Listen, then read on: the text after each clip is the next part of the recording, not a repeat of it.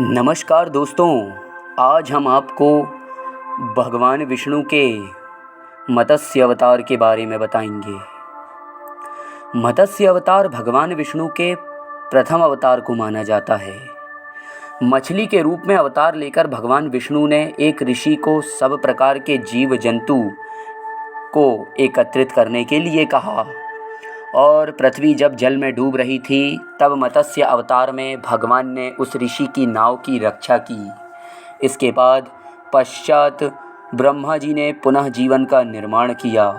एक दूसरी मान्यता के अनुसार एक राक्षस ने जब वेदों को चुराकर सागर की अथाह गहराई में छुपा दिया तब भगवान विष्णु ने मत्स्य रूप धारण करके वेदों को प्राप्त किया और उन्हें पुनः स्थापित किया।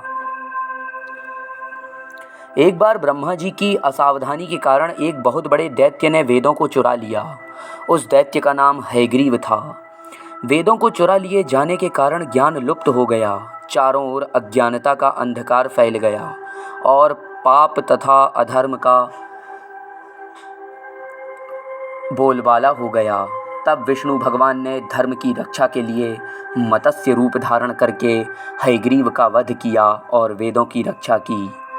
भगवान विष्णु ने मत्स्य का रूप किस प्रकार धारण किया, आइए यह भी जान लेते हैं।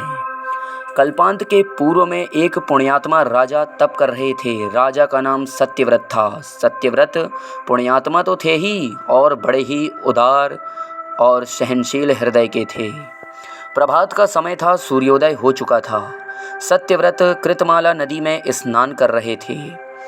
उनने स्नान करने के पश्चात जब तर्पण के लिए अंजलि में जल लिया तो अंजलि में जल के साथ एक छोटी सी मछली भी आ गई। सत्यव्रत जी ने मछली को नदी में जल में छोड़ दिया। मछली बोली, राजन, जल के बड़े बड़े जीव छोटे छोटे जीवों को मारकर खा जाते हैं। अवश्य कोई बड़ा जीव मुझे मारकर खा जाएगा। कृपया करके मेरे प्राणों की रक्षा कीजिए। सत्यव्रत ने हृदय में दया उत्पन्न हो गई और उनकी हृदय में उत्पन्न दया के कारण उन्होंने मछली को जल से भरे हुए अपने कमंडल में डाल दिया। तभी एक आश्चर्यजनक घटना घटी। एक रात में मछली का शरीर इतना बढ़ गया कि कमंडल के जल में रहने के लिए उसका स्थान छोटा पड़ने लगा। दूसरे दिन मछली सत्यव्रत जी से बोली, राजन, मेरे रहने के लिए कोई दूसरा स्थान ढूंढिए, क्योंकि मेरा शरीर बढ़ गया है। मुझे घूमने फिरने में बड़ा कष्ट होता है। सत्यव्रत जी ने मछली को कमंडल से निकालकर पानी से भरे हुए मटके में रख दिया। यहाँ भी मछली का शरीर रात भर में ही मटके में इतना बढ़ गया कि मटका भी उनके रहने के लिए छोटा पड़ गया। दूसरे दिन मछली पुनः सत्यव्रत जी से बोली, राजन, मेरे रहने के लिए कहीं और प्रबंध कीजिए, क्योंकि मटका भी मेरे रहने के लिए छोटा पड़ रहा है। तब सत्यव्रत जी ने मछली को निकालकर एक सरोवर में डाल दिया, किंतु सरोवर भी मछली के लिए छोटा पड़ गया। इसके बाद सत्यव्रत ने मछली को नदी और फिर उसके बाद श्री समुद्र जी में डाल दिया।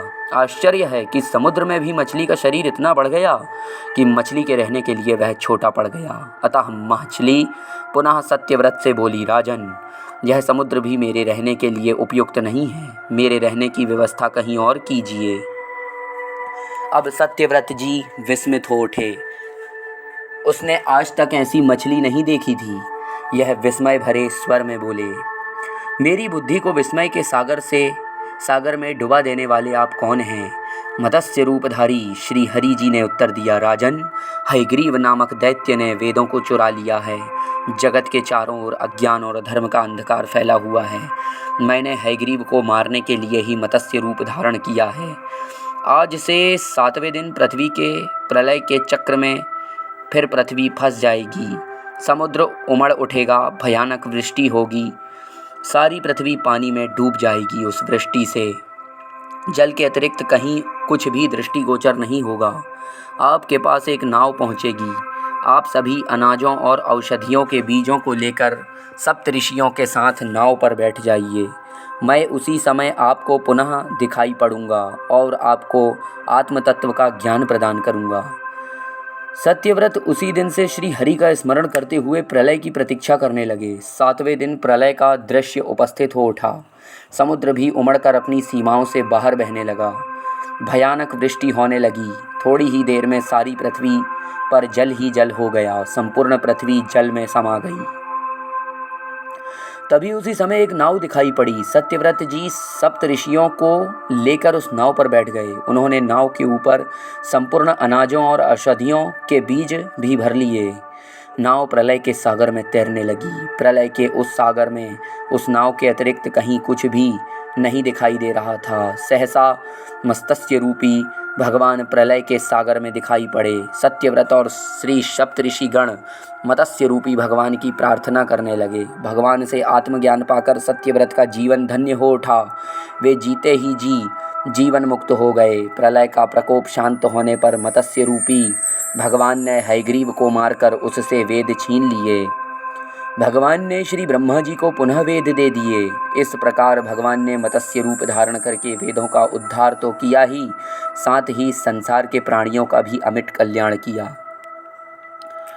जी हाँ दोस्तों, भगवान विष्णु अपने भक्तों की रक्षा के लिए अवश्य आते हैं। इसका प्रमाण हमें कई बार मिलता है।